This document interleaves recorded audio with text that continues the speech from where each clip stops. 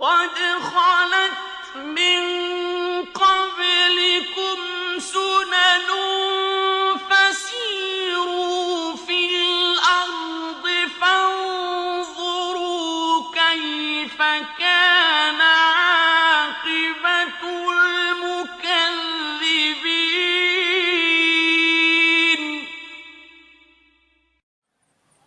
اعوذ باللہ من الشیطان الرجیم بسم اللہ الرحمن الرحیم اللہم وفقنا لما تحب وترضى واجعل عاقبۃ امورنا خیرا ولا تکلنا الی انفسنا طرفۃ عین ابدا. سنن الہی در قرآن کریم و سنت عبودیت. موضوع گفتگو کا خداوند تبارک و تعالی نے انسان کی ہدایت کے لیے قوانین، احکام، اصول، ضابطے مقرر فرمائے ہیں. انسان کی پرورش کے لیے، تربیت کے لیے، تکامل کے لیے اور مقصود خلقت تک پہنچنے کے لیے. ان اصولوں کا نام سنن ہے. قوانین اللہ نے جو مقرر فرمائے ہیں ان کو قرآن کریم میں سنت اللہ کہا گیا ہے، جس کی جمع سنن ہے. ان قوانین چونکہ انسان کے لیے ہیں اور انسان صاحب اختیار ہے، صاحب شعور ہے، صاحب ارادہ ہے، اس لیے پہلی سنت انسان کے لیے عبودیت مقرر فرمائی ہے.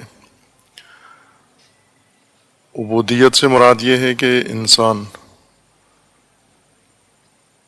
اپنے آپ کو الہی احکام، قوانین اور فرامین کے لیے آمادہ کرے، تیار کرے.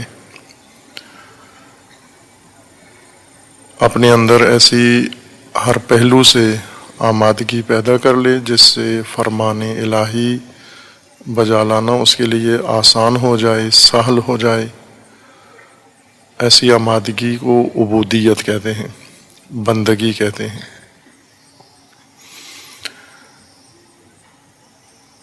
انسان کی بندگی جب آمادگی انسان کے اندر آ جائے، ایک اس نے بندگی رب کی کرنی ہے، عبادت رب، عبد بننا ہے اور فرامین رب بجا لانے. یعنی یہ عبودیت رب تعالی کے سامنے انجام دینی ہے. عبودیت پوجا نہیں ہے، رب کی ربوبیت اور نظام ربوبیت میں جو کچھ مقرر ہوا ہے انسان کے لیے وہ سب کچھ دریافت کر لینا، اخذ کرنا، لینا اور اسے اپنانا رغبت کے ساتھ، آمادگی کے ساتھ. یہ عبودیت ہے، بندگی ہے رب کے مقابلے میں. اسماء اللہ تعالی متعدد اسماء ہیں خداوند تبارک و تعالیٰ کی، وصفات. یہ سب انسان کی ہدایت کے لیے ہیں. انسان کی خاطر یہ اسماء حق تعالی نے بیان فرمائے ہیں. ان اسماء کو آسمانی کتابوں میں ذکر فرمایا ہے اور ان اسماء حسنہ کی تعلیم دی ہے، ان کی تشریح کی ہے. یہ ہدایت انسان کے لیے ہے. چونکہ ذات خداوند تبارک و تعالی اگر ہدایت انسان مقصود نہ ہو، خود ذات اپنے لیے اسماء کی ضرورت نہیں ہے. چونکہ خدائے واحد خداوند تبارک و تعالی ذات واحد ہے، احد ہے، صمد ہے. ذات اللہ میں کسی پہلو سے کثرت نہیں ہے، تعدد نہیں ہے، ترکیب نہیں ہے، جزئیت نہیں ہے، تشکیل نہیں ہے.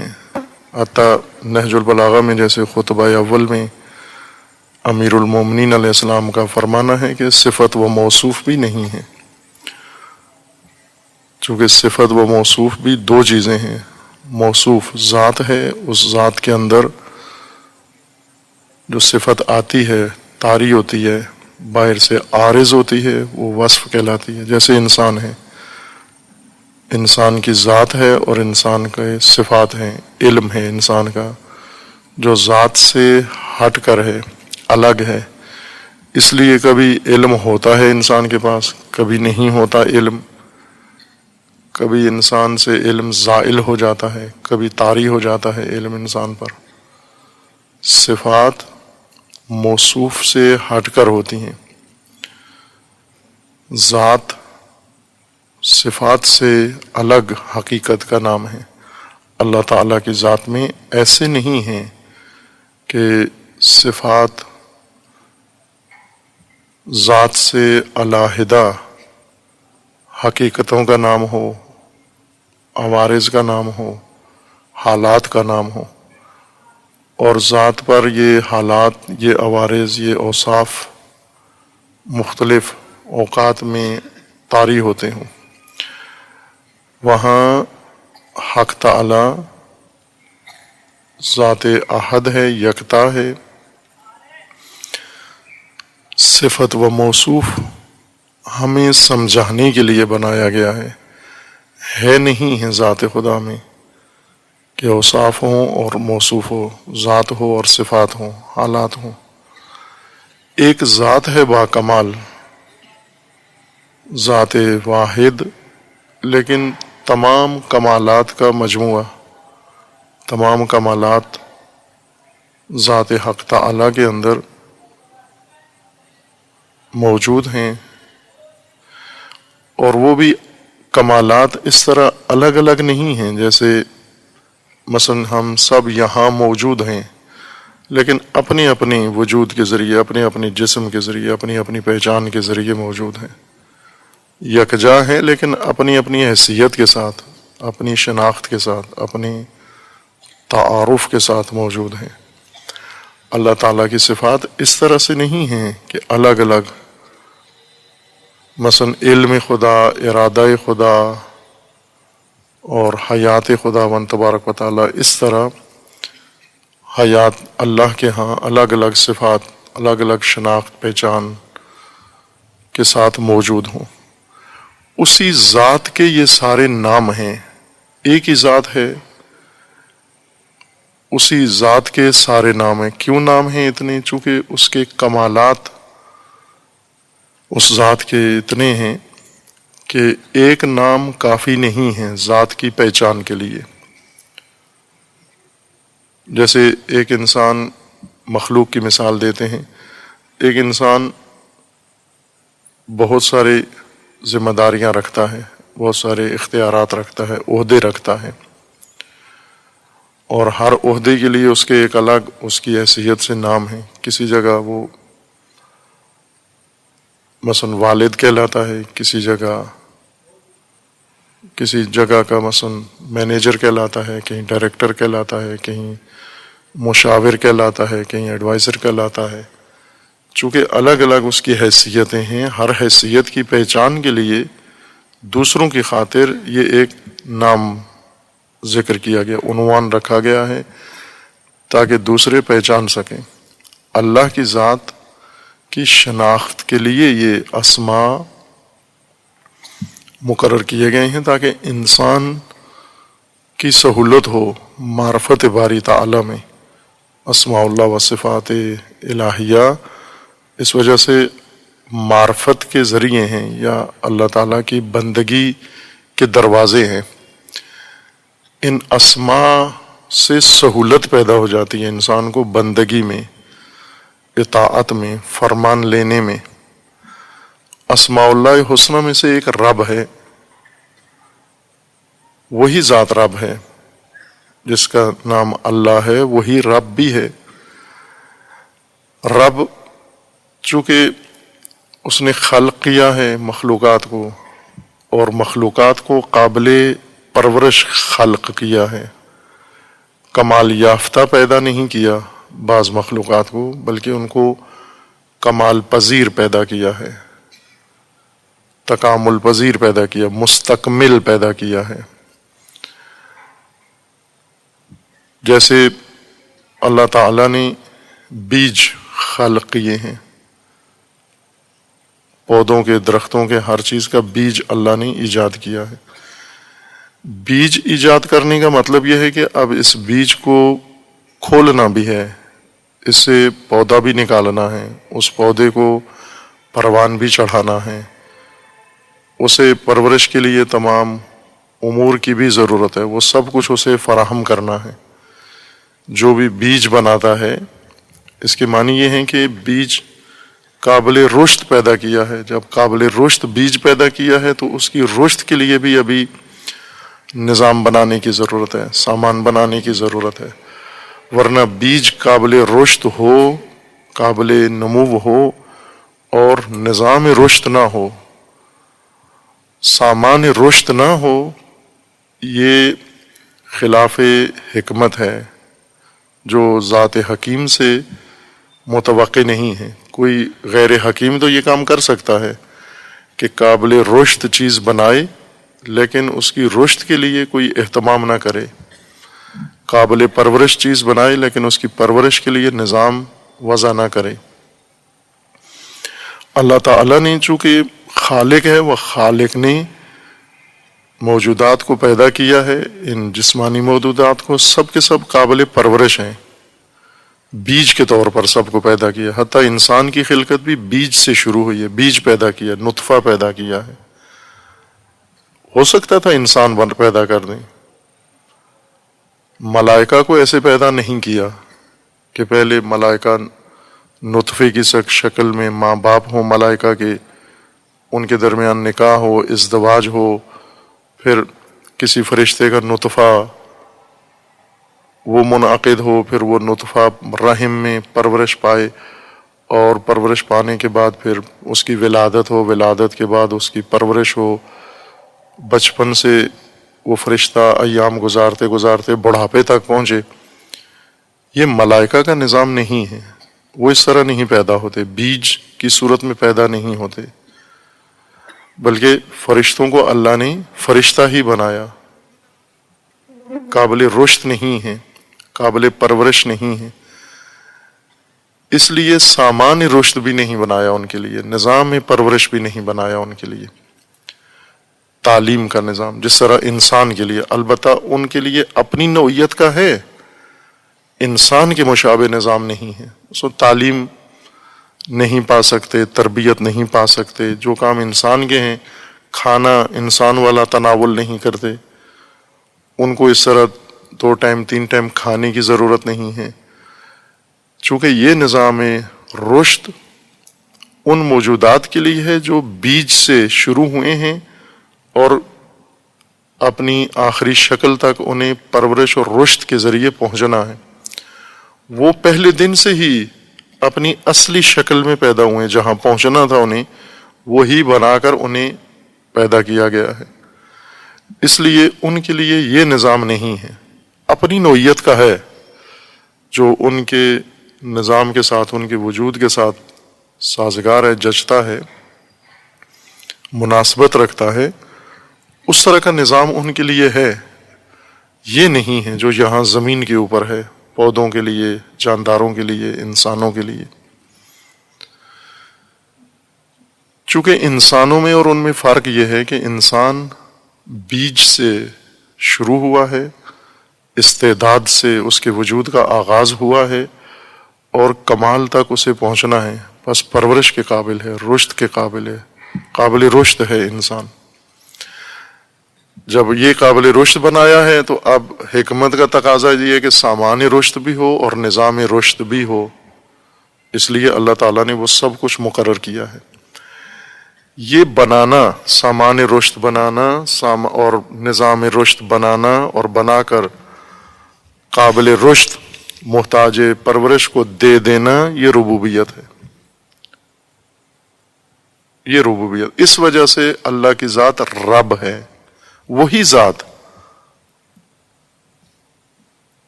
اس وجہ سے کہ قابل رشد مخلوق پیدا کی ہے، قابل پرورش مخلوق پیدا کی ہے. جب قابل پرورش ہے، محتاج پرورش ہے، اس کی پرورش کے لیے اب نظام و سامان بھی ہو، وہ بنایا ہے اللہ نے اور فراہم کیا ہے. اس وجہ سے اللہ کی ذات میں ایک اسم و ایک صفت انسان کے لیے آتی ہے سامنے، انسان کی پہچان کے لیے، تعلق کے لیے، اور وہ ربوبیت ہے، وہ رب ہے، وہ ذات، وہی اللہ رب ہے. اس رب سے انسان کیسے تعلق قائم کرے؟ رب کے ساتھ رشتہ انسان کا کیسے ہو؟ رب کے ساتھ انسان کا رشتہ یہ ہے کہ یہ محتاج ہے، رشد و پرورش ہے، سامان و نظام رشد اس ذات نے بنایا ہے. وہ جو کچھ اس نے بنایا ہے وہ لے لینا، سارا نظام لے لینا، اپنا لینا اور اس کو نافذ کر لینا، اس کے اوپر عمل کر لینا، یہ بندگی ہے.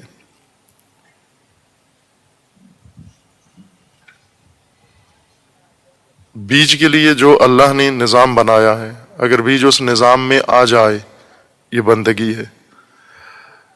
جو اس کے لیے سامان رشد فراہم کیا ہے، وہ سامان سارا بیج دریافت کر لے اور اس کے ذریعے سے پرورش پانا شروع کر دے، یہ بندگی ہے اس کی. یہ جو پرورش پا رہا ہے، رشد کر رہا ہے، یہ بندگی ہے اس کی.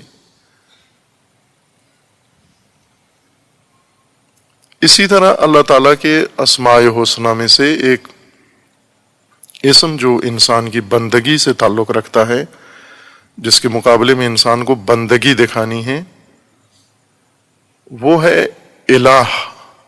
اللہ تعالیٰ کے اسماء حسنہ میں سے الہ ہے، الہ جو کلمہ اخلاص میں، کلمہ طیبہ میں موجود ہے.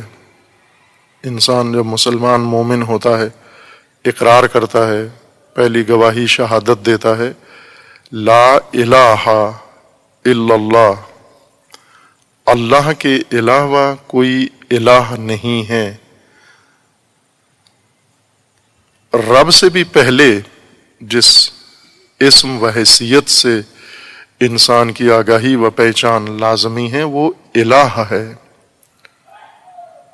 الہ کا تقاضا ربوبیت ہے،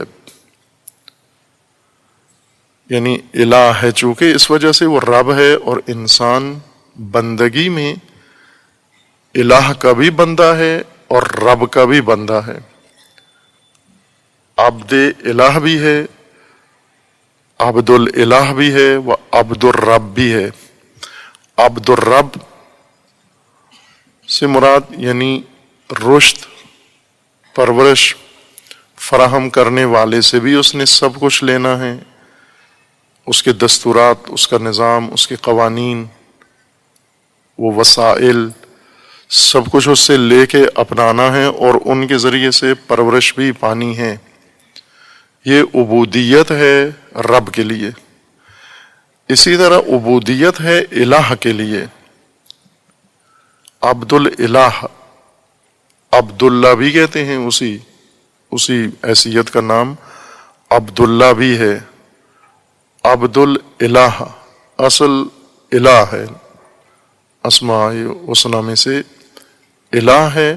اب یہ بات مفسرین نے کی ہے، اور الہ اور اللہ کے لیے اپنی دلچسپی، اپنے انداز سے انہوں نے خوبصورت اچھی باتیں کی ہیں کہ اگر کوئی چاہتا ہے علم بڑھانا اپنا، تو وہ ان امور کا مطالعہ کرے، اس کے علم میں اضافہ ہوتا ہے. لیکن اگر کوئی اپنی عبودیت بڑھانا چاہتا ہے، اسے پرہیز کرنی چاہیے ان باتوں میں جانے سے. فرق ہوتا ہے نا کہ ہم چاہتے کیا ہیں، کیا بڑھانے آئے ہو. کیا کوئی آدمی یہ کہتا ہے میں مال کمانا چاہتا ہوں، پیسے بنانا چاہتا ہوں. ایک دوسرا انسان ہے وہ کہتا ہے نا پیسے خرچ کرنا چاہتا ہوں، اپنی شخصیت بنانا چاہتا ہوں. جیسے سیاستدان ہیں، پیسے خرچ کرتے ہیں، کماتے نہیں بلکہ الیکشن پہ خرچ کرتے ہیں اور مواقع پہ، تاکہ اپنی ایک حیثیت بنائیں، چودراہٹ بنائیں اپنی. اور کچھ لوگ ایسے ہیں جو اپنی حیثیت، شخصیت سب قربان کر دیتے ہیں، پیسہ بنا لیتے ہیں. اسی طرح بعض انسان ہیں جنہیں یہ چاہیے، یہ کوشش ان کی ہوتی ہے کہ وہ عالم بن جائیں، عالم دین بن جائیں، عبد خدا بنے یا نہ بنے، عالم بن جائیں، علوم حاصل کر لیں، اور کر بھی لیتے ہیں، چونکہ علوم اسی لیے ہیں انسان تحصیل کرے، حاصل کرے، کتابوں کی مدد سے، استادوں کی مدد سے، مطالعے کی مدد سے، مختلف ذریعوں سے انسان علوم حاصل کرے مختلف، اور کرتے بھی ہیں، کر بھی رہے ہیں۔ عالم بن جانے سے ضروری نہیں کہ عبد بھی بنا ہو انسان، تلازم نہیں ہے عبد اور عالم میں۔ عبد بننے کے لیے البتہ علم ضروری ہے، عالم بن جانے سے عبد ہونا لازم نہیں آتا، ممکن ہے نہ ہو، عبد نہ بنا ہو، چونکہ بڑے بڑے علماء ابھی بھی ہیں اور گزرے بھی ہیں، اپنے اپنے شعبے کے بڑے علامے ہیں، لیکن عبد نہیں ہیں۔ جیسے فلاسفہ گزرے ہیں، سائنٹسٹ گزرے ہیں، حتیٰ کہ اس زمانے میں تو عجیب و غریب زمانہ ہے، جو کہ معجزات کا زمانہ ہے، کرامات کا۔ علماء دین بھی ملحد ہیں، جن کا نہ صرف عبد نہیں ہے بلکہ ایمان بھی نہیں ہے، عقیدہ بھی نہیں ہے اللہ کی ذات پر، لیکن دین کے عالم ہیں، علم دین حاصل کیا ہوا ہے انہوں نے۔ ایسے بھی نمونے موجود ہیں، ہم نے دیکھے ہیں، آپ کے ملک میں ہیں، باقی دنیا میں بھی موجود ہیں۔ ملحد، دہریے، بالکل منکر، نعوذ باللہ، اللہ کی ذات کے، دین کے، قیامت کے، لیکن حافظ بھی ہیں، مفسر بھی ہیں، اور دروس بھی دیتے ہیں، لکھتے بھی ہیں کتابیں، نمازیں بھی پڑھاتے ہیں، اور بہت سارے کام کرتے ہیں، پیشہ ہے۔ ان سے پوچھا کیوں کرتے ہو یہ؟ جب ان چیزوں پہ ایمان، عقیدہ نہیں ہے، تو وہ کہتے ہیں جاب ہے ہماری، جاب میں تو عقیدہ ہونا ضروری نہیں ہے۔ اچھا جواب دیا انہوں نے کہ جتنے بھی لوگ جاب کرتے ہیں وہ سب کا عقیدہ ہونا ضروری نہیں ہے۔ بہت سارے لوگ ہیں کوئی جاب کرتے ہیں اس کا عقیدہ نہیں ہے۔ ایک ڈاکٹر صاحب کو جانتے ہیں، وہ ڈاکٹر ہیں، میڈیکل ڈاکٹر ہیں، بڑے اچھے معالج، لیکن ان کا اپنی طبابت پہ ذرا برابر اپنے اس پر ایمان نہیں ہے، نہ شوق ہے ان کا۔ وہ یہ چاہتے ہیں کہ یہ بڑے ٹرالے کے ڈرائیور ہوں، لانگ روٹ پہ ڈرائیونگ کریں، مثلا پشاور سے کراچی تک لانگ روٹ کے ڈرائیور ہوں، ان کا شوق یہ ہے۔ اپنا جاب ہے، میڈیکل ڈاکٹر ہیں، لیکن اس پہ ایمان، عقیدہ نہیں ہے۔ ان مولانا کا بھی یہی جواب تھا، عالم کا، کہ یہ تو جاب ہے میری، میں نے پڑھا ہے، مدرسوں میں پڑھا ہے، قرآن پڑھا ہے، عربی پڑھی ہے، درس دیتا ہوں، بہترین مدرس ہوں، اور پڑھاتا ہوں، تنخواہ لیتا ہوں، نمازیں پڑھاتا ہوں، تنخواہ لیتا ہوں۔ بلکہ یہ بھی کہہ رہے تھے اکثر سردیوں میں بغیر وضو کے پڑھاتا ہوں۔ نے کہا یہ تو خیانت ہے، آپ اول تو دہریے ہو، پھر خود بھی کہہ رہے ہو بغیر وضو کے پڑھاتا ہوں، تو کہتا ہے ایگریمنٹ میں وضو شامل نہیں ہے۔ جو جاب ایگریمنٹ ہے میرا اپنی انجمن کے ساتھ، اہل مسجد کے ساتھ، اس میں وضو نہیں ہے، ایگریمنٹ کا حصہ نہیں ہے۔ ٹائم پہ آنا حصہ ہے، وہ کہتے ہیں لیٹ نہیں ہوتا ہوں، رکعتیں مکمل پڑھانا یہ شامل ہے، لیکن باقی کام نہیں کرتا ہوں، جو ایگریمنٹ میں نہیں ہے وہ نہیں انجام دیتا۔ وہ ہیں ایسے نمونے۔ اشارہ کیا ہے کہ بعض اوقات انسان ان علمی ابحاث میں، لفظی بکھیڑوں میں الجھ جاتا ہے، راہ بندگی گم ہو جاتا ہے انسان کے لیے، اور بندگی کے بجائے کسی اور راہ پہ نکل جاتا ہے۔ اب یہ فرق ہے اللہ اور الہ میں، کیا فرق ہے لفظی لحاظ سے، لغوی لحاظ سے، کلامی لحاظ سے، مفصل باتیں ہیں، لیکن بندگی کے لیے اتنی ضروری نہیں ہے، عالم ہونے کے لیے ضروری ہے وہ سب کچھ پڑھنا۔ بندگی کے لیے نہیں چاہیے، اتنے بکھیڑے نہیں چاہیے۔ سادہ سی بات ہے، چونکہ قرآن نازل ہوا ہے ہدایت کے طور پر، عام آدمی کی ہدایت کے لیے نازل ہوا ہے۔ جس کو بے شک پتہ نہ ہو کہ یہ الف اور لام جو الہ کے اوپر داخل ہوا ہے کیوں داخل ہوا ہے، اصل میں یہ کیا تھا، اور کتنے الف تھے کتنے لام تھے، وہ دوسرے لام کا کیا بنا، یہ لام دوسرے لام سے کیسے ملا، بیچ میں الف تھا وہ کدھر گیا. یہ سب کچھ اللہ سمجھانے کے لیے، الہ کے لیے، بندگی کے لیے لازمی نہیں تھا.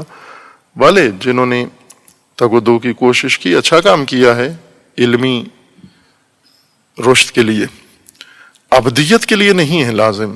بات قرآن کی بہت آسان ہے، چونکہ قرآن آسان ہے، مشکل نہیں ہے. لقد یسرنا القرآن، قرآن کو ہم نے آسان کیا ہے.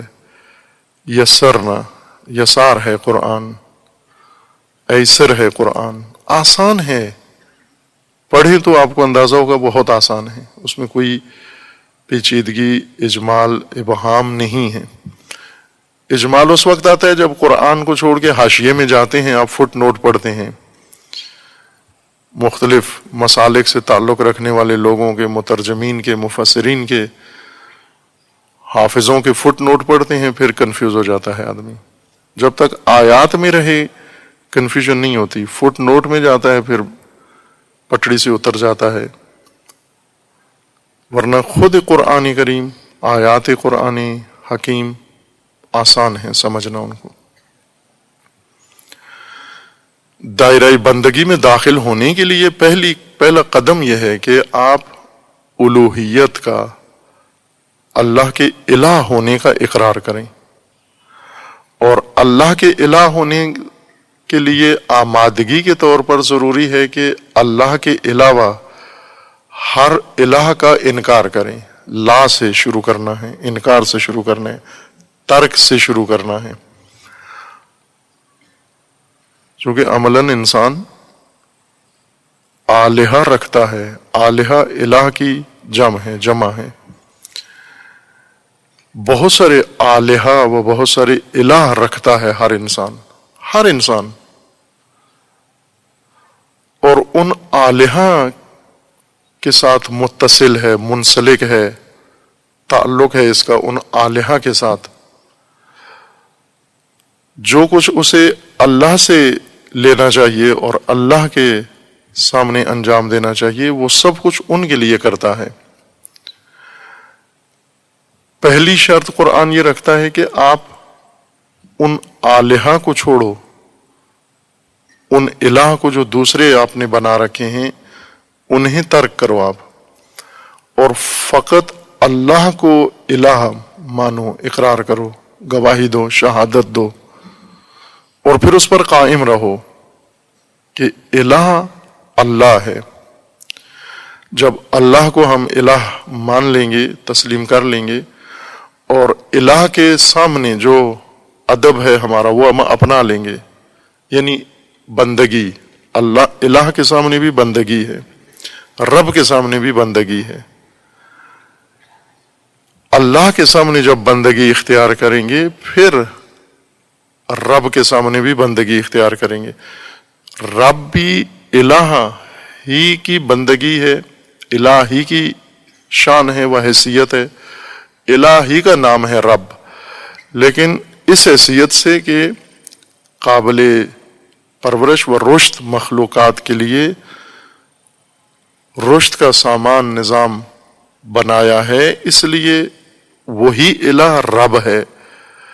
رشد کے اور پرورش کے سارے فرامین لینا، نظام لینا بندگی رب ہے. بندگی رب سے پہلے بندگی الہ ہے، یعنی اسی رب کی ایک حیثیت و شان الہ ہونا ہے. اگر ہم اس لفظ کے علاوہ، لفظ عربی لفظ الہ کے علاوہ خود اپنی زبان اور اپنے کلچر میں یہی معنی پہلے دیکھیں، ملاحظہ کریں تو آسان ہو جائے گا سمجھنا کہ الہ سے مراد کیا ہے، کس کو قرآن الہ کہہ رہا ہے. اور انسان نے الہ بنائے ہوئے ہیں، اور الہ کو ترک کرنا ضروری ہے ابدیت خدا کے لیے، بندگی خدا کے لیے. جو چیز انسان کے اندر ہے اور کر رہا ہے اسے سمجھنا بہت آسان ہے اگر اس کتاب میں پڑھے، اپنی کتاب نفس میں پڑھے۔ ہم غافل ہیں اس کتاب سے۔ مثلا آپ سب خواب دیکھتے ہیں، رات کو خواب دیکھتے ہیں آپ، یہ خود آپ کا اپنا ذاتی تجربہ ہے، روزانہ کا تجربہ ہے۔ لیکن اگر کوئی پوچھے، تشریح پوچھے کہ یہ جو خواب دیکھتے ہو یہ کیا ہے، یہ آپ وضاحت نہیں کر سکتے، بتا نہیں سکتے کہ یہ کیا دیکھتا ہوں میں، کیسے دیکھتا ہوں، کون دکھاتا ہے، یہ کیسا منظر، میں تو سویا ہوا ہوتا ہوں، حواس سوئے ہوئے ہوتے ہیں، یہ سب کچھ مجھے کہاں نظر آ رہا ہوتا ہے۔ اس کی وجہ یہ ہے کہ ہم باہر بہت متوجہ ہیں، ہماری آنکھوں کا، لائٹوں کا رخ سامنے کی طرف ہے، اپنی طرف نہیں ہے۔ اگر ان کا رخ اپنی طرف ہوتا تو اپنے بارے میں آگاہی زیادہ ہوتی۔ ہمیں باہر کے بارے میں زیادہ آگاہی ہے اپنے سے، مثلا دوسرے ساتھ والے ساتھی سے آگاہی زیادہ ہے۔ آپ اگر اپنے آپ کو دیکھنا بھی چاہیں تو گردن محدود زاویہ تک جھکتی ہے اپنے جسم کو دیکھنے کے لیے۔ آپ کے جسم کا تقریباً 3/4 حصہ یا 2/3 حصہ ہے جو آپ اپنی آنکھ سے نہیں دیکھ سکتے، لیکن دوسرے کا پورا جسم دیکھ سکتے ہیں۔ آپ اپنی پشت نہیں دیکھ سکتے، اپنے کان نہیں دیکھ سکتے، اپنی پیشانی نہیں دیکھ سکتے، حتیٰ یہ ناک جس کے اوپر آنکھیں ہیں یہ نہیں دیکھ سکتے آپ۔ آنکھوں کا زاویہ اس طرح سے بنایا گیا ہے کہ اپنے آپ کو دیکھتی نہیں ہے، سب کچھ دوسری چیزوں کو دیکھتی ہے آنکھ، اور چونکہ دیکھتی ہی دوسری چیزوں کو ہے تو ہمیں دوسروں کے بارے میں ہی بتاتی ہے کہ ویسے وہ کیسے ہیں، اپنے بارے میں نہیں بتاتی۔ اپنا سر نہیں دیکھ سکتے آپ، اپنی گردن نہیں دیکھ سکتے آپ۔ اب یہ کیسی آنکھ ہے کہ دیکھنے کے لیے بنائی گئی ہے تو سب سے زیادہ مجھے دکھاؤ، میری ذات، میرا حقیقت دکھاؤ۔ سب کچھ دکھاتی ہے لیکن اپنے آپ کو نہیں دکھاتی۔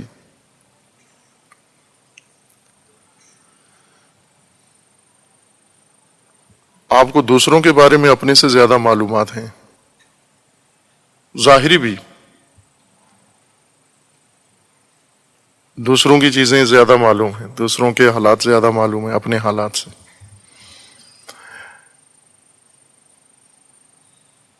جو چیز ہمارے پاس ہے اسے سمجھنا بہت آسان ہے اگر کوئی سمجھانا چاہے، چونکہ آپ کے پاس ہے، آپ کے وجود میں ہے، آپ کے جسم میں ہے، آپ کے اندر ہے، باطن میں ہے، بہت آسان ہے اسے سمجھانا۔ مثلا خواب سمجھنا سب سے زیادہ آسان ہونا چاہیے، چونکہ خود ہر انسان تجربہ گاہ ہے اس کی، لیکن یہی سمجھانا مشکل ہے۔ اس کی وجہ یہ ہے کہ یہ کتاب ہم نہیں پڑھتے، اس سے ناآشنا ہے۔ موبائل کے سارے فنکشن معلوم ہیں، انٹرنیٹ سارا پتا ہے، کمپیوٹر سب جانتے ہیں، موٹر سائیکل کے بارے میں ہر چیز پتا ہے، اپنے بارے میں کچھ معلوم نہیں ہے۔ اگر کوئی ناشناختہ ہے تو وہ یہی وجود ہے جس کے بارے میں نہیں معلوم ہمیں۔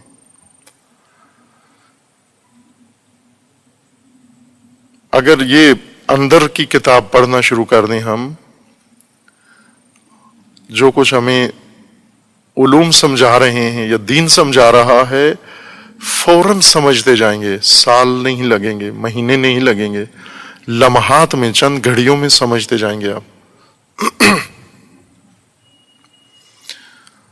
قرآن کریم انسان کی بندگی کے لیے اللہ تعالی کے جس نام و جس حیثیت کو پیش کر رہا ہے کہ اس پہلو سے بندگی کریں، وہ الہ ہے۔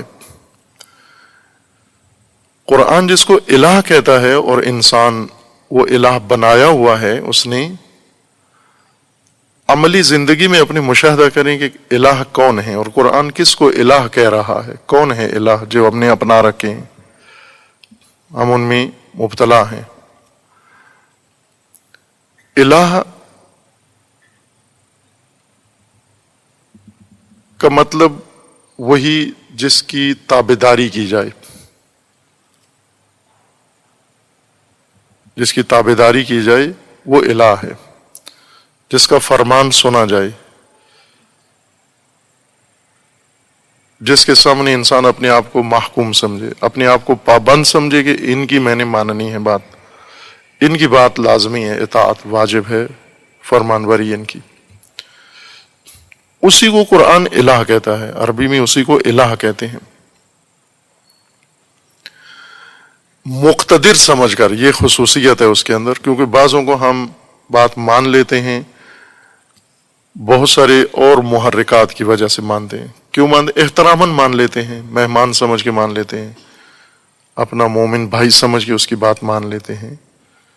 اس کو نہیں کہتے کہ یہ الہ نہیں ہے۔ اگر کوئی مہمان آیا، وہ آپ سے کوئی چیز مانگتا ہے، کھانا پانی مانگتا ہے، آپ دے دیتے ہیں، اس کی بات مان لیا آپ نے، یہ اس کا مطلب نہیں کہ مہمان الہ ہو گیا آپ کے لیے۔ الہ کے لیے ضروری ہے کہ اس کے مقتدر ہونے کی وجہ سے، اقتدار کی وجہ سے اس کی بات مان رہے ہیں، یعنی پہلے آپ نے اس کا اقتدار تسلیم کیا ہے اپنے اوپر۔ اقتدار سے مراد حاوی قدرت، اقتدار قدرت سے ہے، طاقت سے ہے۔ قدرت و طاقت ہوتی ہے، مختلف شکلوں میں ہوتی ہے۔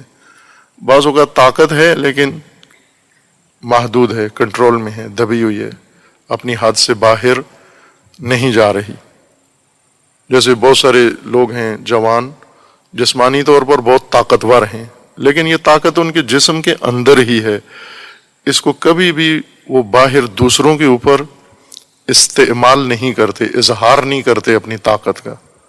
یہ طاقت کی ایک شکل ہے، اس کو اقتدار نہیں کہتے۔ یہ قدرت ہے، مثلا قدرت بازو، زور بازو، لیکن یہ جو بازو کے اندر طاقت ہے ابھی استعمال نہیں ہوئی، اقتدار نہیں ہے۔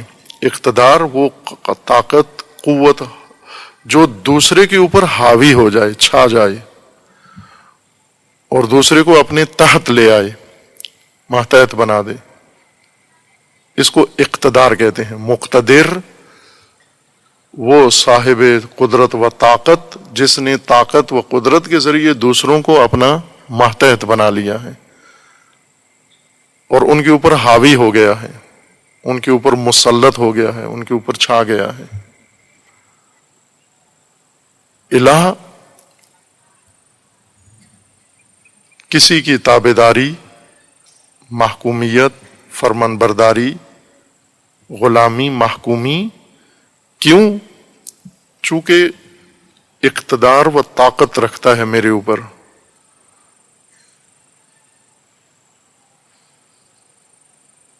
اس کی قدرت میرے اوپر حاوی ہے، چھائی ہوئی ہے۔ قدرت و طاقت مختلف ہے۔ مثلا آپ ملازمت کرتے ہیں کسی جگہ،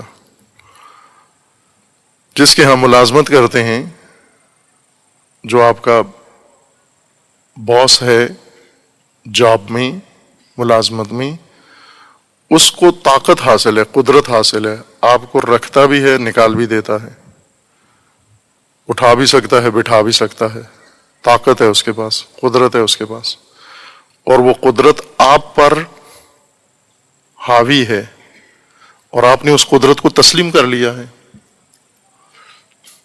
اور اس کے مقتدر ہونے کی وجہ سے، اقتدار کو تسلیم کرنے کی وجہ سے، اب آپ اس کی فرمان بھی مان رہے ہیں۔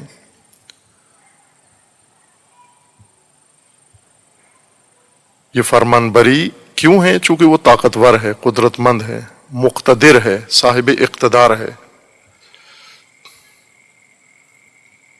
اس بنا پر آپ اس کی تابعداری کرتے ہیں۔ اس کا مطلب ہے آپ نے اس کو الہ مان لیا، اسی کو الہ کہتے ہیں، مقتدر ہونے کی وجہ سے، صاحب قدرت ہونے کی وجہ سے، اور اس کی قدرت و طاقت کے حاوی ہونے کی وجہ سے، جو میرے اوپر حاوی ہے، جو دوسروں کے اوپر بھی حاوی ہے، اور اس قدرت مسلطہ کے نتیجے میں اب میں پابند ہوں اس کی بات ماننے کا، اس کی بات تسلیم کرنے کا۔ یہ الہ ہے۔ الہ کے مقابلے میں ہمیشہ جو شخص ہے وہ عبد ہے۔ الہ صرف عبد مانگتا ہے، عبد کے علاوہ الہ کو کوئی اور چیز نہیں چاہیے. مثلا جو طاقتور ہے اسے شاعر نہیں چاہیے شعر کہے اس کے سامنے آ کر.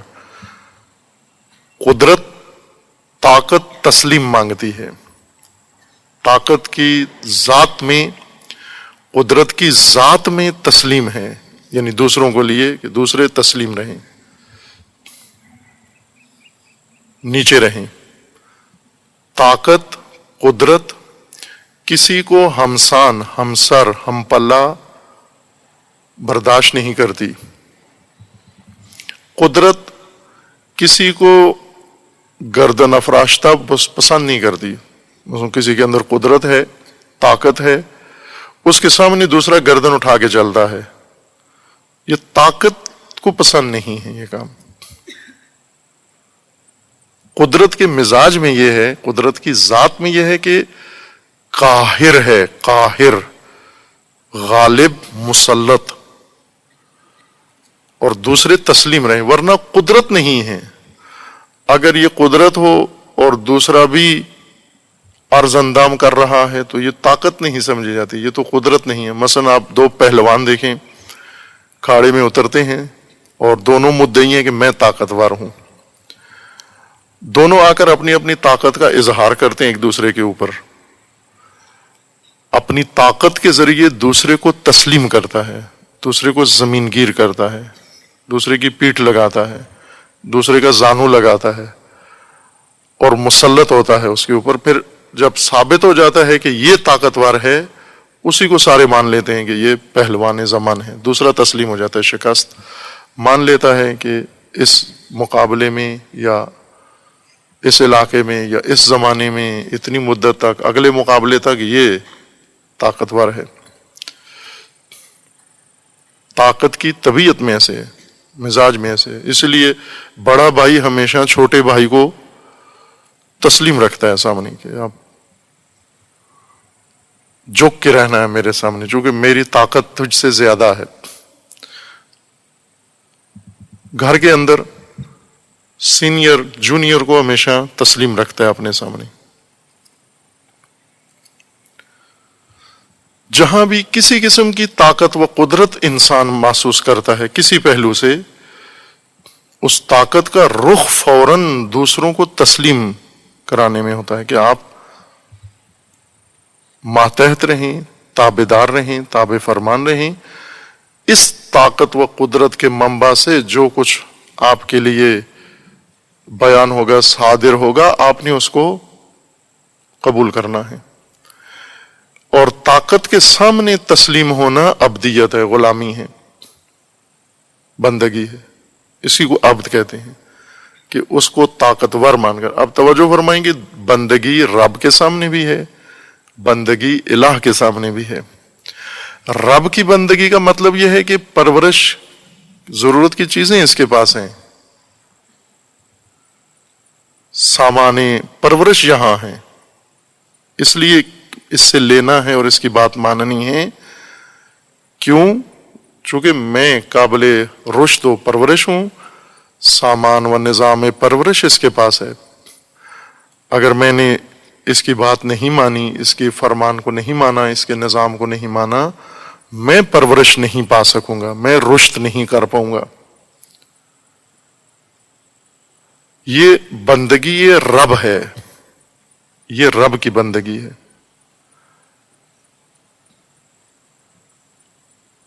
بندگی یہ الہ کیا ہے؟ الہ کے سامنے بندگی کیا ہے؟ الہ کے سامنے بندگی یہ ہے کہ چونکہ یہ طاقتور ہے، قدرت مند ہے، مقتدر ہے، قادر ہے، قدیر ہے، میرے وجود کے اوپر بھی طاقت اس کی ہے، مجھے جو قوت چاہیے وہ بھی اس کی ہے، اسی کی طرف سے ہے.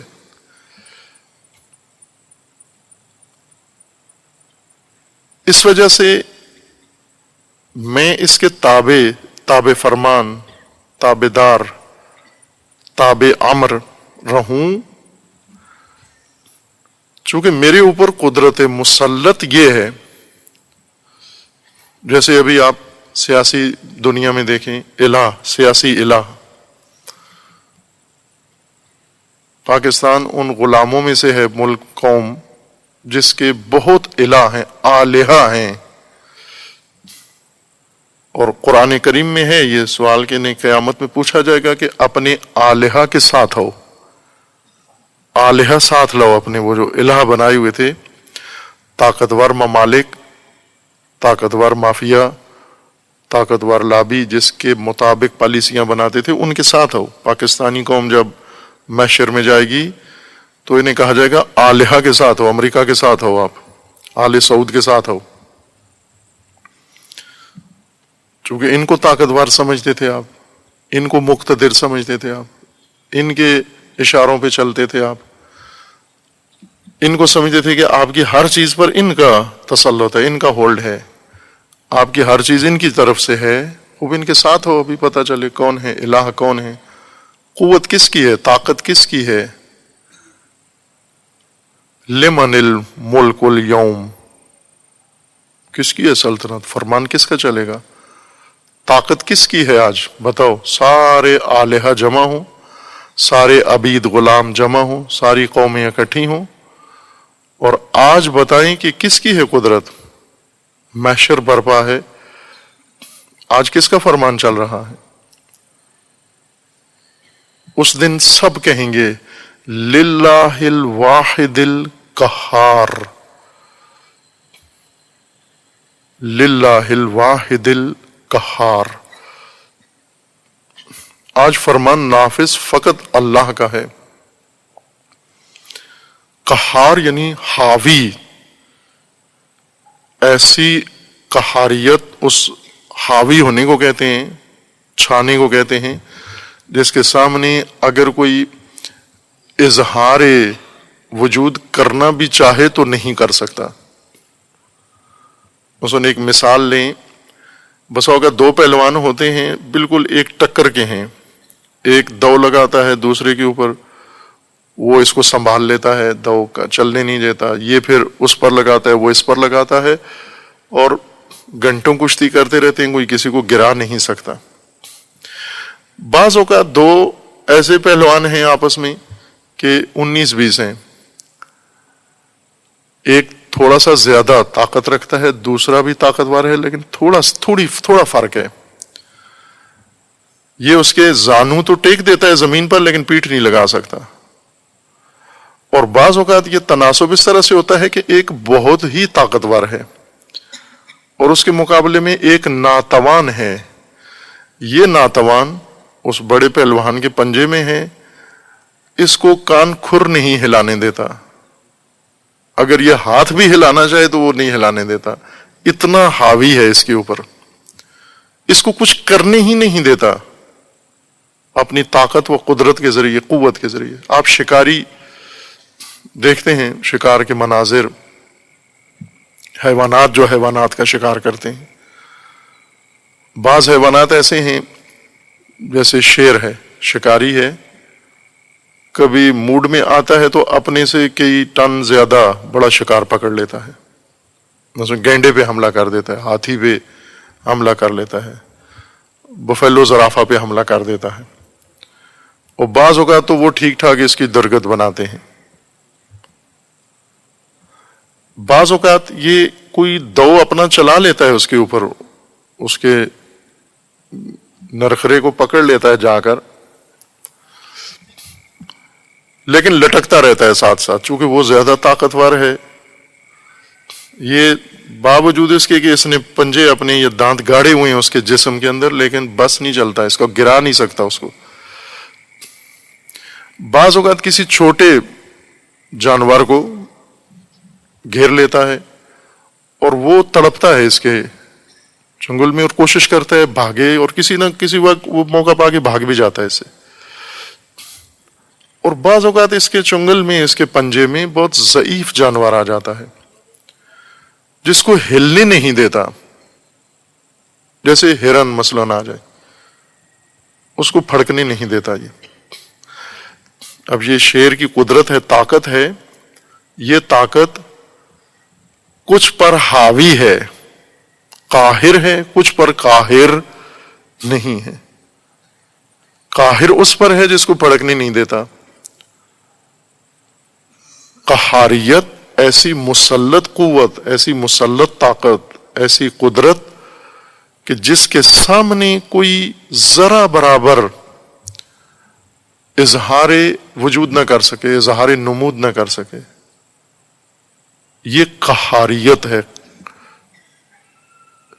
لمن الملک اليوم، آج بتاؤ قدرت، طاقت، حکومت کس کی ہے؟ للہ الواحد القہار. کل کس کی تھی دنیا میں جب تھے؟ آج تو محشر ہے، کسی کو اٹھنے کی اجازت نہیں ہے. اس وجہ سے آپ کو لگ رہا ہے کہ فقط اللہ کا فرمان چل رہا ہے. کل جب دنیا میں تھے وہاں کس کی حکومت تھی؟ وہاں بھی للہ الواحد القہار. لیکن تو کسی اور کی طاقت کے سامنے تسلیم تھا.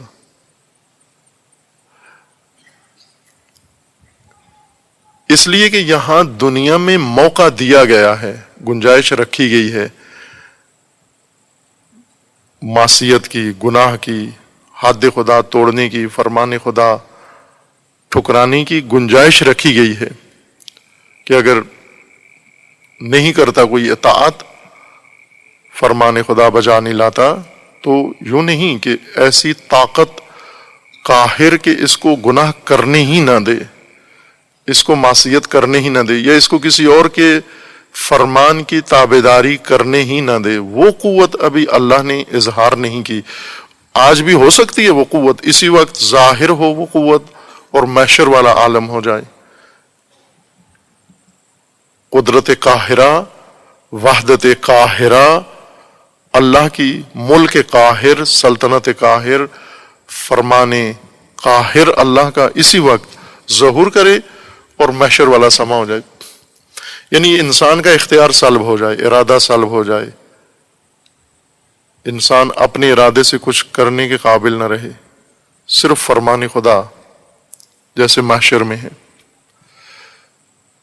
یہ ہو سکتا ہے، لیکن چونکہ عالم دنیا ہے، چونکہ انسان صاحب اختیار ہے، چونکہ انسان مکلف ہے، چونکہ انسان کو یہ پرورش کا مرحلہ خود طے کرنا ہے، اس لیے آزادی عمل دیا گیا اس کو. دو راستوں کے اندر چلنے کی گنجائش رکھی گئی ہے اس کے اندر، اس کے لیے. اب اس میں کہ جب انسان کر سکتا ہے، فرمان خدا سے باہر آ سکتا ہے، اجازت ہے. اجازت شرعن نہیں، قانوناً نہیں، تکویناً اجازت ہے. اختیار انسان کو عملی کرنے کی اجازت ہے انسان کو. اگر اپنے اختیار سے انسان الہ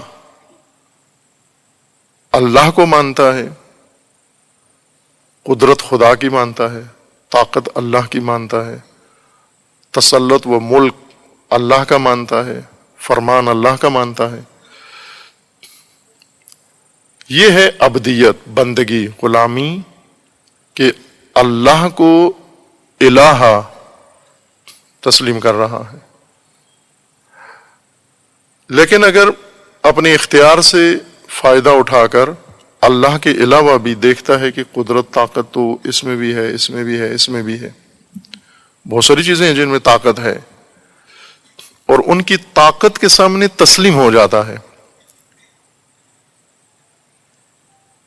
جس کی طاقت کے سامنے تسلیم ہو کر اس کو مقتدر مان کر، صاحب اقتدار مان کر اس کی فرمان بری کرے گا، اسی کا عبد ہو جائے گا، وہ اس کا الہ شمار ہوگا.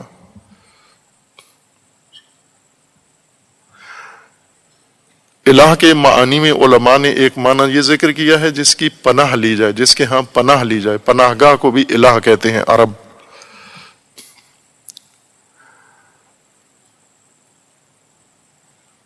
پناہ گاہ کو الہ کہنے کا مطلب یہ ہے کہ وہی طاقت، قدرت، مقتدر، منبع، جس کی قدرت کے سامنے دوسرا تسلیم ہے اور اس کی فرمان بری کرتا ہے، جب یہ ماتحت غلام مشکل میں پڑتا ہے تو چونکہ طاقتور اسی کو سمجھتا ہے، قدرت مند اسی کو سمجھتا ہے، اس وجہ سے اسی کی قدرت میں جا کر سہارا لیتا ہے، پناہ بھی اسی میں ڈھونڈتا ہے، اپنے تحفظ اور بچاؤ کی ساری تدبیر اسی کے پاس لے جاتا ہے، اپنی مشکلات اسی کے پاس لے جاتا ہے، اسے کہتا ہے مجھے بچاؤ، اسے کہتا ہے ہمیں تحفظ دو، اسے کہتا ہے جا کر ہماری قوم کو بچاؤ، ہمارے دین کو بچاؤ، ہمارے مذہب کو بچاؤ، جس کو مقتدر سمجھتا ہے کہ اس وقت ملک ان کے پاس ہے، مملکت اس کے پاس ہے، حکومت اس کی ہے، ڈنڈا اس کا چلتا ہے، فرمان اس کا چلتا ہے، سکہ اس کا چلتا ہے، لہذا میں بھی اپنے تحفظ میں جب غیر محفوظ ہونے کا احساس کروں، اسی سے کہوں کہ مجھے بھی تحفظ دے، مجھے بھی پناہ دے۔ پناہ گاہ ہونا الہ کا جدید معنی نہیں ہے، معنی اول کے مقابلے میں الہ کے دو معنی نہیں ہیں، ایک ہی معنی ہے۔ الہ کا مطلب یعنی مقتدر ہستی، صاحب اقتدار ہستی، جس کے اقتدار کو مان کر اس کی پیروی، اس کی بندگی، اس کی اطاعت کی جائے اقتدار کی وجہ سے، اور احساس خطر، احساس ناامنی، احساس عدم تحفظ کے وقت اسی کی پناہ لی جائے، چونکہ طاقت اس کی ہے، قدرت اس کی ہے۔ جس کی قدرت انسان سمجھتا ہے طاقتور ہے، اسی کے ہاں پناہ بھی لیتا ہے جا کر۔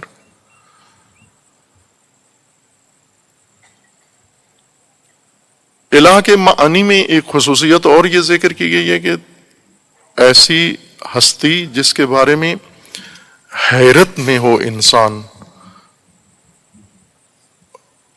حیرتناک حد تک مقتدر ہو، حیرت آور حد تک مقتدر ہو۔ بعض اقتدار ایسے ہوتے ہیں کہ انسان حیرت کی حد تک نہیں جاتا، وہاں پر فلاں اتنا طاقتور ہے، ہو سکتا ہے، معمول کی بات ہے، ہوتے رہتے ہیں، اور بھی ایسے بہت سارے طاقتور موجود ہیں۔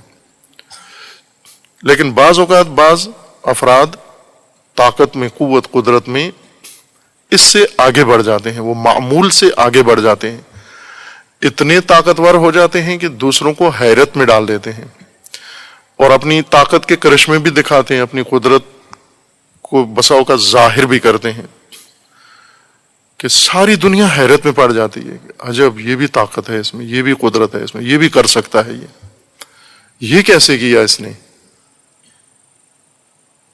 جب انسان کی طاقت، قوت معمول سے بڑھ جاتی ہے، دوسروں کو حیرت میں ڈال دیتا ہے۔ یہ مہم جو، ماجرا جو لوگ جو مہم جوئی کرتے ہیں، پاکستانی نہیں کرتے مہم جوئی، ماجرا جو نہیں ہے پاکستانی، مہم جو لوگ جو بڑے بڑے خطر مول لیتے ہیں۔ فلموں میں دیکھتے ہوں گے آپ، ٹی وی پہ، جہاز میں کئی ہزار فٹ کی بلندی پہ جا کے اور بغیر پیراشوٹ کے اسے چھلانگ لگا دی۔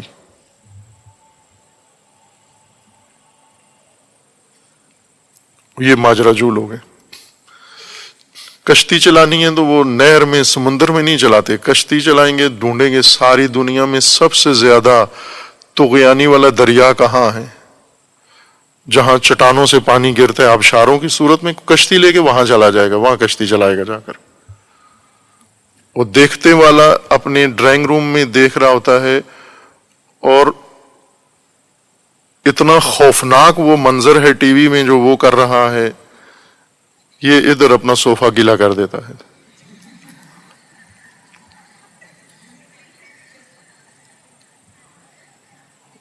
واقعاً بعض ایسے کرتے ہیں، ایسی ماجرا جوئی کرتے ہیں، یہ حیرت میں ڈال دیتے ہیں لوگوں کو، یہ کیسے کیا اس نے، یہ ممکن ہے کسی کے بس میں ہے؟ مثلا ایک پہاڑی چوٹی پہ رسی باندھے گا، دوسری پہاڑی چوٹی پہ، اور رسی پہ چل کے جائے گا، نیچے دریا ہے، نیچے کھائی ہے، کوئی پیراشوٹ کچھ بھی نہیں ہے، حیرت میں ڈال دیتا ہے۔ طاقت جب معمول کے مطابق ظاہر ہو، حیرت پیدا نہیں کرتی، اظہار قوت معمول کے مطابق ہو، یعنی اتنا ہو جتنا لوگ عموماً دیکھتے رہتے ہیں کہ اتنی قوت طاقت کم و بیش اوپر نیچے رہتی ہے، اتنے مقتدر لوگ ہوتے ہیں، اتنی قوت والا پہلوان ہوتا ہے. لیکن اگر ایک پہلوان ایسا آ جائے جو مافوق غیر معمولی قدرت کا مظاہرہ کرے، اس کا ایک اثر یہ کہ دوسرے حیرت میں پڑ جاتے ہیں، تعجب میں پڑ جاتے ہیں، ڈوب جاتے ہیں. حیرت کا مطلب یہ ہوتا ہے کہ ان کی فہم جواب دے جاتی ہے، یہ سمجھ نہیں آتی کہ یہ کیسے کر رہا ہے، یہ کام معمولاً تو نہیں ہو سکتا. الہ کا ایک مطلب علماء نے یہ ذکر کیا کہ جس کی ذات میں حیرت ہو، تحیر ہو. وہ بھی معنی نہیں ہے الہ کا، لازمہ ہے، چونکہ الہ مقتدر کو کہتے ہیں، اور ہر مقتدر الہ نہیں بنتا، اپنا تابع فرمان نہیں بنا سکتا جب تک وہ غیر معمولی طاقت کا اظہار نہ کرے، غیر معمولی قدرت کا اظہار نہ کرے. غیر معمولی قدرت کا اظہار کر کے دوسروں کو حیرت میں ڈال کر اپنا تابع بناتا ہے.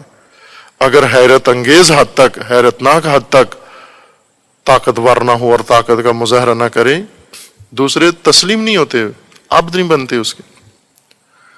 اس لیے اہل اقتدار دوسروں کو اپنا تابع بنانے کے لیے یہ کام کرتے ہیں. بعض میدان اس لیے سجاتے ہیں کہ ان کی قوت کا لوگوں کو بخوبی اندازہ ہو جائے، کتنے طاقتور ہیں، کتنے مقتدر ہیں، کیا کیا کر سکتے ہیں. یہ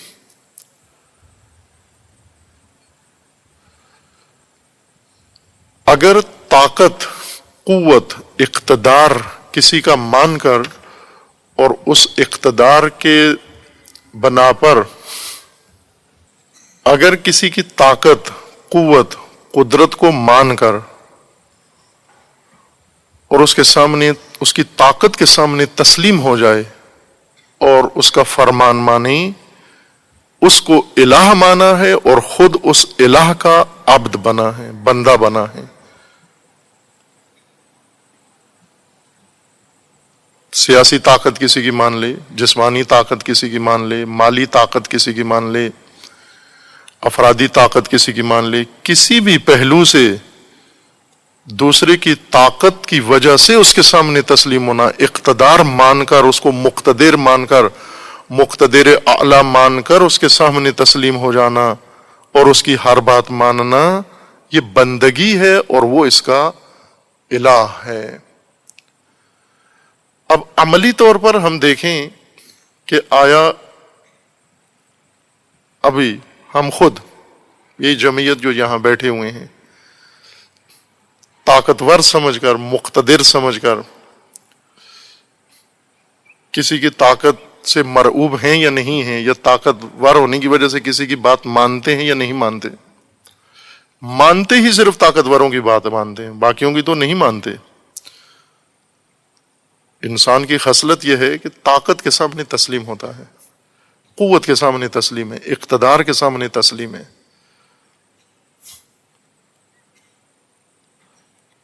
تسلیم ہونا چاہیے کمال کے سامنے. اگر درست متوازن انسان ہو، کمال کے سامنے تسلیم ہو، لیکن طاقت کے سامنے تسلیم ہے. استاد تھے ہمارے، اسکول کے استاد تھے، تو وہ اکثر ہمیں ایک شعر سنایا کرتے تھے، شاید ان کا اپنا ہی بنا ہوا تھا یا کسی اور کا تھا. وہ اپنی زبان میں یہ سنایا کرتے تھے، جس کا معنی یہ بنتا ہے کہ آسمان سے 4 کتابیں اتری ہیں اور 5واں ڈنڈا. اب جو انسان ہیں، متوازن ہیں، متعادل ہیں، وہ تو آسمانی کتاب کی بات مان لیتے ہیں، وہ فرامین ہیں اللہ کے، ان فرامین کو تسلیم کر لیتے ہیں، کتابوں کی رہنمائی، آسمانی کتابوں کی رہنمائی پہ چلتے ہیں. اور وہ پھر کلاس کو کہتے تھے کہ آپ اس مخلوق میں سے ہو جس کے لیے اللہ نے 5ویں چیز اتاری ہے، ڈنڈا. اور اتنے کتابوں نے ٹھیک نہیں کیے جتنے ڈنڈے نے ٹھیک کیے ہیں. پھر وہ شروع کر دیتے تھے مرمت کرنا، یہ شعر پڑھ کے، دلیل دے کے، برہان قائم کر کے پھر ڈنڈے کا بے دریغ استعمال کرتے تھے. کیوں کرتے تھے؟ کہ چونکہ انسان طاقت کے سامنے تسلیم ہوتا ہے، تعلیم کے سامنے، تربیت کے سامنے، عظمت کے سامنے، بزرگی کے سامنے، کبریائی کے سامنے نہیں ہوتا تسلیم. وہاں معصیت کار بن جاتا ہے.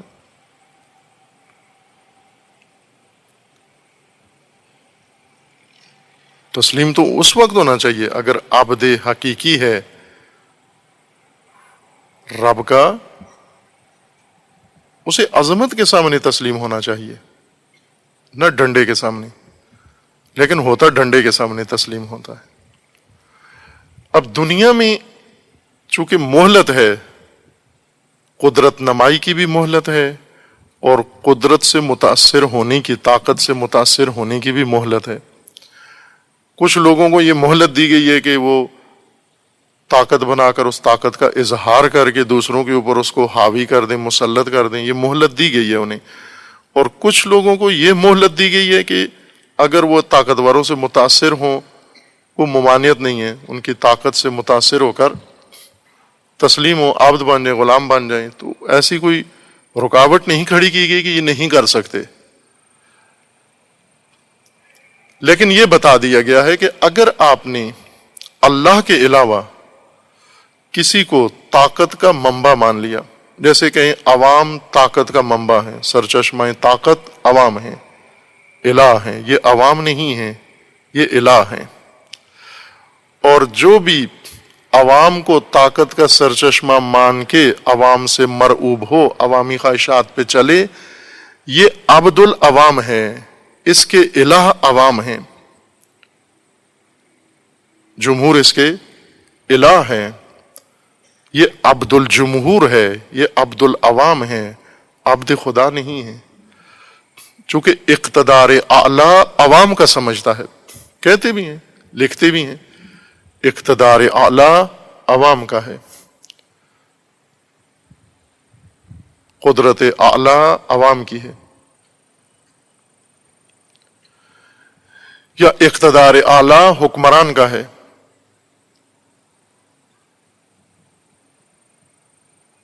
جب اقتدار اعلی حکمران کا ہے، اس کے سامنے تسلیم ہے. وہ حکمران جو اللہ کی طرف سے نہیں اور اللہ کا فرمان بھی نافذ نہیں کر رہا، اگر وہ حکمران ہے وہ الہ نہیں ہے، کیونکہ وہ اپنی بات نہیں کر رہا، نہ اپنی بات منواتا ہے نہ اپنی بات کرواتا ہے. وہ فقط خدا کا فرمان اجرا کرتا ہے، لاگو کرتا ہے. اس کی تابعداری اللہ کی تابعداری ہے، چونکہ اللہ کا فرمان ہے اطیعوا اللہ و اطیعوا الرسول، اللہ کی اطاعت کرو، رسول کی بھی کرو. وہ یہ تو دو اطاعتیں ہو جائیں گی، شرک ہو جائے گا. نہ، شرک نہیں ہے، چونکہ رسول کی اطاعت بھی اللہ کی اطاعت ہے، اور اللہ فرمان دے رہا ہے کہ آپ رسول کی اطاعت کرو. اگر رسول کی اطاعت کریں گے تو اللہ کا فرمان بجا لائیں، نہ رسول کا. وَأُولِي الْأَمْرِ مِنْكُمْ، اور وہ جو صاحب امر ہے، صاحب حکومت ہے، اس کی بھی اطاعت کرو. آپ جو فرمان دے گا آپ کو، اللہ کا فرمان، اولی الامر، جس کو خدا نے ولی امر، امر دینے کا مختار بنایا ہے. اولی الامر اختیار دیا ہے حکم دینے کا، کہ آپ بندگان خدا کو حکم دے سکتے ہو اللہ کی جانب سے. اس کی اطاعت بھی اللہ کی فرمان بری ہے، اطاعت خدا ہے. اس کے علاوہ اگر انسان کسی کو طاقتور سمجھ کے، کسی وڈیرے کو، یہ سب الہ ہیں، چودھری، طاقتور لوگ علاقے میں، لوگوں کو جنہوں نے اپنی رعیت بنایا ہوا ہے، سردار، نواب، الہ ہیں. چونکہ طاقتور مان کر لوگ ان کی بات مانتے ہیں، بس یہ الہ ہیں. جب تک یہ الہ موجود ہیں، اللہ کو الہ مان کر انسان عبد خدا نہیں ہو سکتا. جب تک ان کا عبد ہے، جب تک قدرت ان کی مانتا ہے، طاقت ان کی مانتا ہے، اقتدار ان کا مانتا ہے، فرمان ان کا مانتا ہے، اس وقت تک یہ خدا کی بات نہیں مانے گا. دو تو نہیں مان سکتا الہ، اللہ کی بھی مانے، اس کی بھی مانے، نواب کی بھی مانے. فرعون بھی اس نے دعویٰ کیا میں الہ ہوں، اور حضرت موسیٰ کو بھی کہا کہ میرے علاوہ آپ کا کوئی اور الہ نہیں ہے، میں الہ ہوں تمہارا. یعنی طاقت، قدرت، قوت میری ہے، اقتدار میرا ہے، اور باقی سب میرے اقتدار میں میری بات مان رہے ہیں. آپ دو بھائی آ کے انکار کر رہے ہیں میرے فرمان بری کا، وہ بھی اس کی تمہیں سزا ملے گی. میرے علاوہ اگر آپ نے کسی کو الہ مانا، یعنی کسی کو طاقتور مانا اور اس کی بندگی کی اور اس کی فرمان بری کی اور اس کی عبادت و عبودیت اختیار کی، آپ زندان چلے جاؤ گے، جیل چلے جاؤ گے. یہ فرمان تھا جو فرعون نے دیا، دھمکی فرعون نے دی.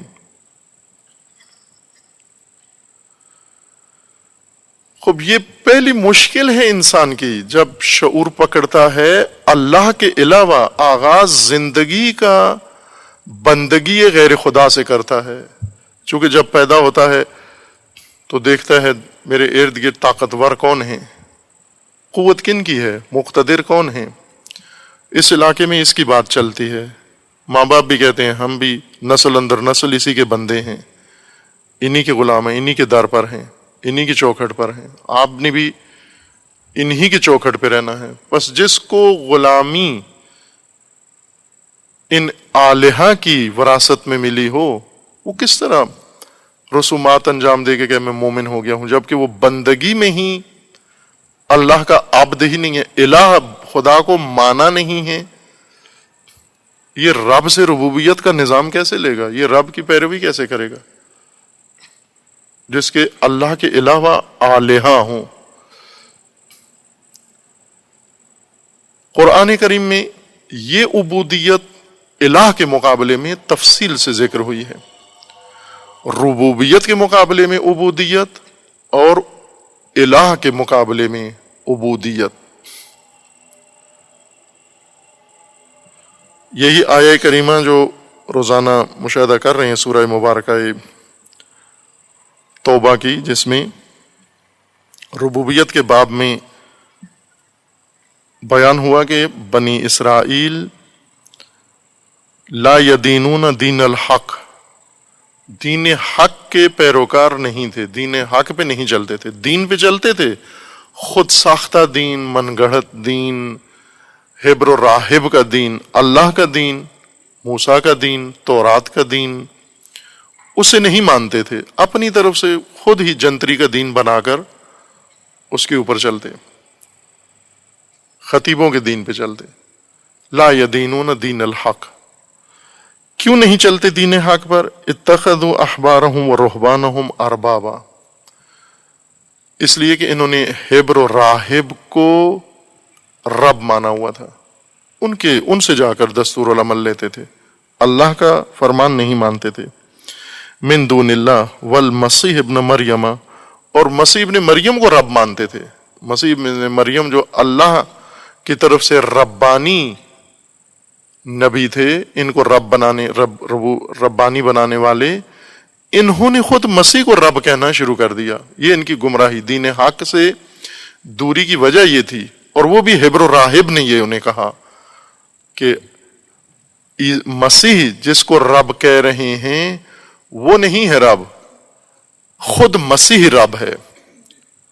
جس طرح آج گمراہ لوگوں کو یہ بتاتے ہیں کہ علی جس کو رب کہہ رہے ہیں وہ نہیں ہے رب، خود علی رب ہے. یہ سب سے بڑی گمراہی ہے. لا یدینون دین الحق. کیوں؟ جب تک یہ بیچارے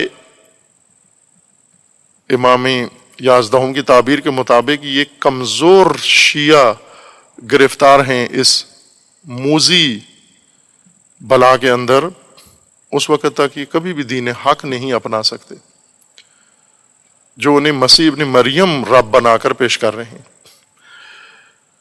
وَمَا أُمِرُوا إِلَّا لِيَعْبُدُوا إِلَٰهًا وَاحِدًا.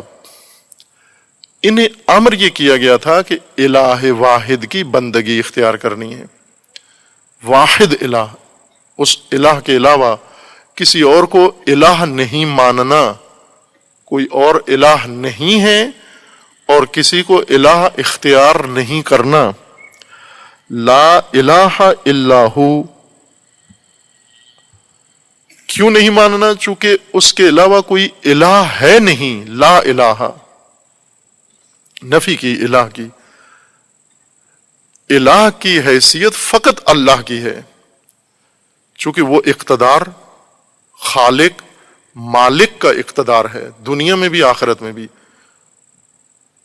جو ایک امر سے، کن سے کائنات خلق کر سکتا ہے، ایک امر سے کائنات کا نظام ختم کر سکتا ہے، ایک اشارے سے محشر برپا کر سکتا ہے، ایک اشارے سے سب کو مار سکتا ہے، ایک اشارے سے سب کو زندہ کر سکتا ہے. قدرت اس کی ہے، طاقت اس کی ہے، فرمان اس کا ہے. اس لیے الہ فقط وہ ہے. جب وہ الہ ہے، اس کی تابعداری، اس کی فرمان برداری اور اس کے اقتدار اور اس کی حاکمیت کے سامنے محکومیت اختیار کرنی ہے. یہ بندگی، یہ عبودیت ہے، یہ عبادت ہے جو آپ نے اللہ کے مقابلے میں اختیار کرنی ہے. لا الہ الا ہو سبحانہ عما یشرکون. خوب، یہ لا الہ الا ہو، جو لا الہ الا اللہ جو کلمہ اخلاص بن گیا ہے، قرآن مجید میں کثرت سے تکرار ہوا ہے. یہ مضمون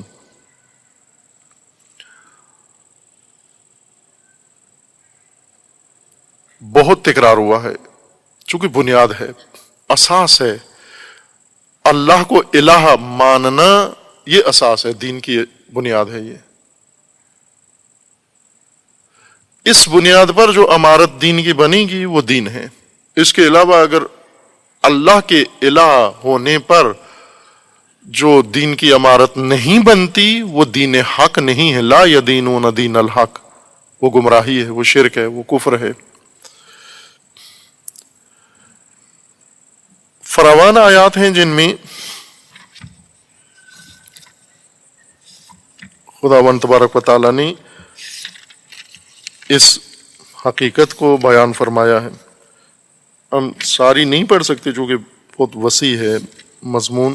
یہ کسی اور تفسیری بحث میں یا کسی اور موقع پر انشاءاللہ عرض ہوگا، جب اس کے لیے مناسب فضا یا مناسب ماحول ہوگا. یہاں پر ہم چند آیات ان میں سے جن میں ذکر الوہیت ہے و ذکر ہے کہ انسان اس گمراہی سے نکلے، دوسروں کو الہ ماننے کی گمراہی سے نکلے.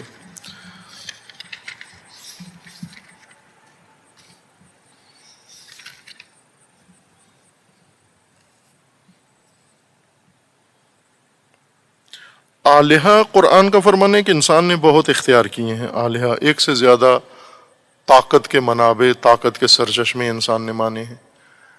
مثلا بسا اوقات بتوں کو مانتا تھا کہ یہ بہت طاقتور بت ہیں، یہ بت انسان کو کیا کر دیتے ہیں. جیسے خرافات میں ہے کہ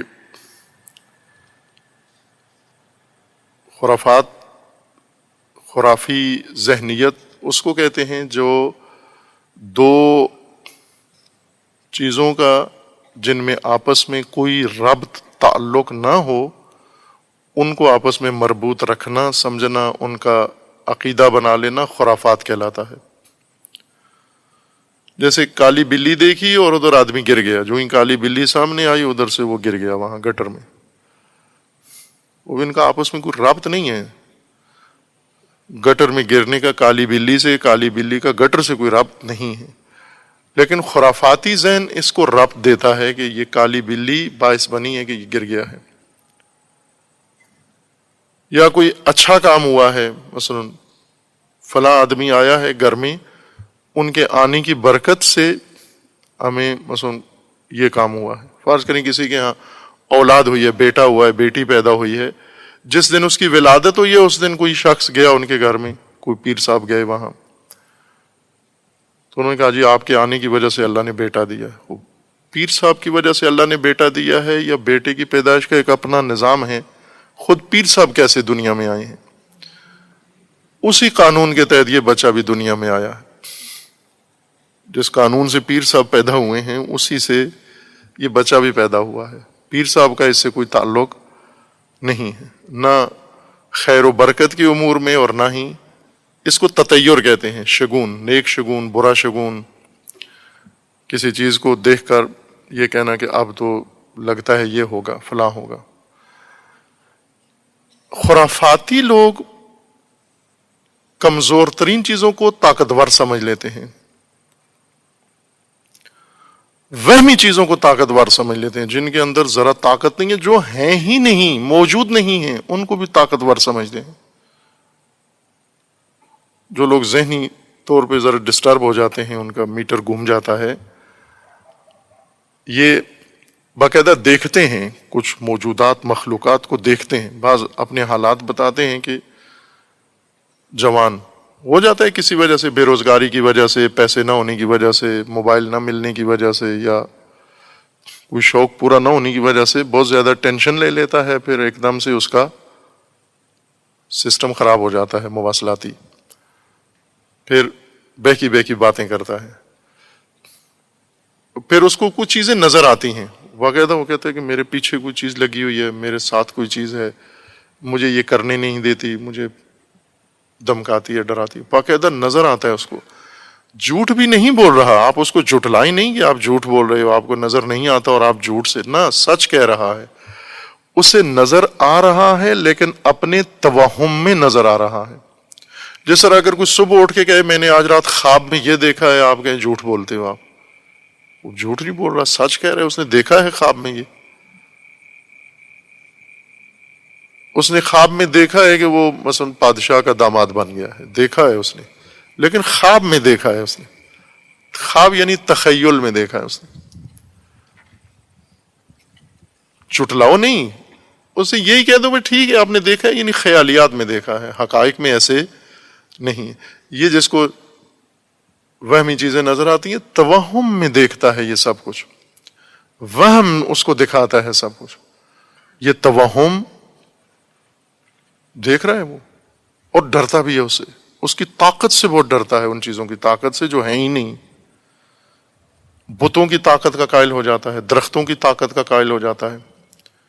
مثلا ہر علاقے میں ایک مقدس دریگ ہوتی ہے جس سے لوگ پیٹھ بھی نہیں کرتے اس کی طرف۔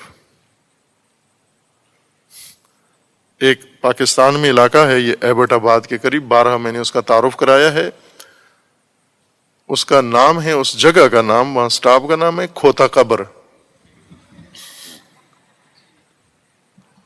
اور وہاں قبر بنی ہوئی ہے، اور وہ سب کو پتا ہے کہ کھوتے ہی کی قبر ہے، نام ہی اس جگہ کا کھوتا قبر ہے۔ اب چینج کر کے بورڈ انہوں نے کوئی اور لگایا ہے، لیکن وہاں کے مقامی جگہ پر ابھی بھی اس کا نام، یہ گاڑیوں والے دیکھیں تو سٹاپ ہے، کھوتا قبر سٹاپ مشہور ہے وہاں۔ کھوتا ہی دفن ہے، کھوتے کی قبر بھی ہے، اور اس قبر پہ ہر جمعرات کو دیے جلتے ہیں، چڑھاوے چڑھتے ہیں، چادریں چڑھاتے ہیں، لوگ احترام کرتے ہیں۔ بسوں میں جانے والے مسافر، ڈرائیور سارے وہ باقاعدہ وہاں پر نذرانہ پھینکتے ہیں، گاڑی چلتی گاڑی سے اس کے اوپر منتیں مانتے ہیں وہاں۔ وہ کھوتے کی طاقت کے قائل ہو گئے ہیں کہ اگر اس کسی نے اس قبر کی بے حرمتی کی، چونکہ جو بعض لوگ ہوتے ہیں تعلیم یافتہ باشعور، وہ کہتے ہیں یہ غلط ہے، یہ کھوتے کی قبر، یا تو غلط شبہ ہوتا، پتہ نہ ہوتا، ہم سمجھے کسی بزرگ کی قبر ہے، غلط فہمی میں یہ کر رہے ہوتے تو جواز بنتا تھا۔ جب معلوم ہے سب کو کہ یہ کھوتے کی قبر ہے تو اس کا اتنا احترام، یہ تو انسانیت کی توہین ہے۔ وہ ڈرتے ہیں اگر کسی خاندان کا بچہ اس قبر کی توہین کرے، خود اس بچے کے بارے میں ڈرتے ہیں کہ اب تیری خیر نہیں، اب تیرا ایکسیڈنٹ ہوگا،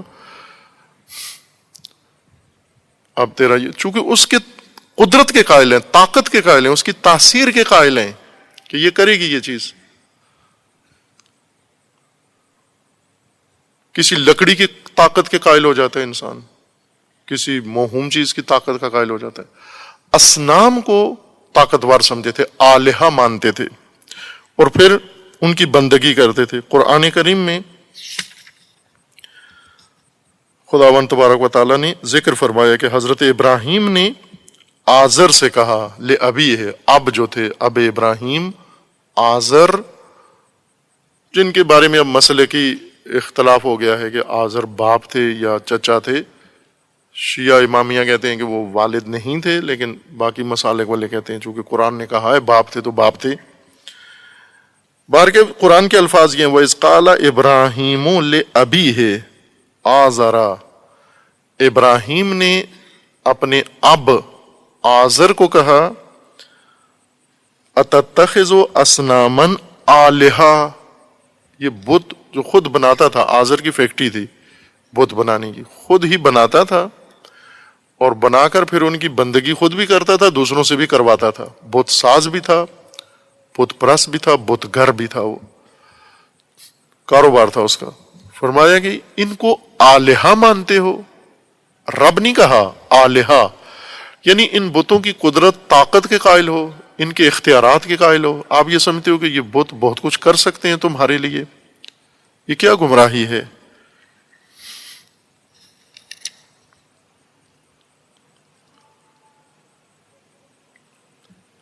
بنی اسرائیل دلچسپ قوم ہیں، حضرت موسیٰ نے انہیں، فرعون ان کا الہ بنا ہوا تھا، مقتدر حاکم، اور یہ اس کے بندے، ان کی بندگی سے آزاد کروایا معجزے کے ذریعے، اور آزاد کروا کے انہیں جب موسیٰ علیہ السلام لے کر آئے اس سمندر شق کر کے اس طرف لے کر آئے، جب سمندر کے اس کنارے پہ کھڑے ہوئے، اس پار کھڑے ہوئے، تو موسیٰ علیہ السلام سے کہتے ہیں کہ وہاں انہوں نے قوم دیکھی، وہ قوم بتوں کو پوجا کر رہی تھی، بتوں کی عبادت کر رہی تھی۔